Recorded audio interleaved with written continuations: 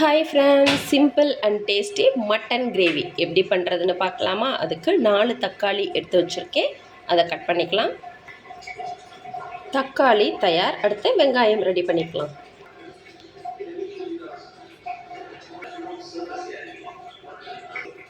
அடுத்து பூண்டு சேர்த்துக்கலாம். அடுத்து இஞ்சி சேர்த்துக்கலாம். சேர்த்துட்டு இதை நல்லா வதக்கி எடுத்துக்கலாம். கொஞ்சமாக எண்ணெய் சேர்த்துக்கிறேன். எண்ணெய் சேர்த்துட்டு நம்ம நல்லா வதக்கிக்கலாம், பச்சை வாசனை போக. ஸோ பாருங்கள், தக்காளி வெங்காயம் நல்லா வதங்கிடுச்சு. ஸோ இப்போ நம்ம ஒவ்வொரு ஸ்பைசஸாக சேர்த்துக்கலாம். இங்கே பாருங்கள், பட்டை, கிராம்பு,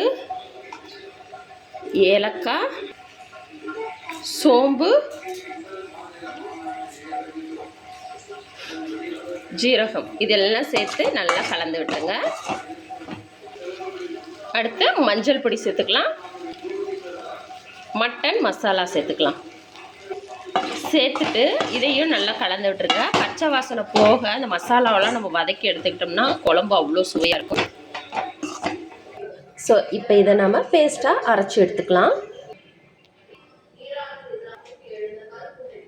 சரி, பேஸ்ட்டு ரெடி ஆகிடுச்சு. அடுத்து நம்ம கறியை உப்பும் மஞ்சளும் சேர்த்து ஒரு 3 டைம் நல்லா வாஷ் பண்ணி எடுத்துகிட்டு வந்துடலாம். பாருங்கள், கறியை கழுவி குக்கரில் சேர்த்துருக்கேன். இப்போ இது கூட சின்ன வெங்காயம் சேர்த்துக்கிறேன். அடுத்து நம்ம அரைச்சி வச்சுருக்கிற இந்த பேஸ்ட்டை சேர்த்துக்கலாம். பாருங்கள், அரைச்ச பேஸ்ட்டு சேர்த்தேன். ஸோ இப்போ நம்ம மிக்ஸி கழுவுன தண்ணியும் சேர்த்துக்கலாம். சேர்த்துட்டு கரண்டி வச்சு நல்லா கலந்து விட்டுருங்க. பாருங்கள், நல்லா கலந்து விட்டுட்டேன். இப்போ நம்ம குழம்புக்கு தேவையான உப்பு சேர்த்துட்டு திரும்பியும் ஒரு முறை கலந்து விட்டுடலாம்.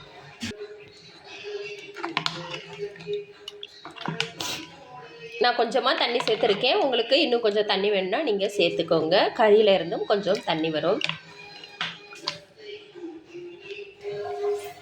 அடுத்து கொத்தமல்லி சேர்த்துருக்கேன். கருவேப்பிலை சேர்த்துட்டு கலந்துட்டு நம்ம மூடி போட்டு ஒரு 4 விசில் வச்சு எடுத்துடலாம்.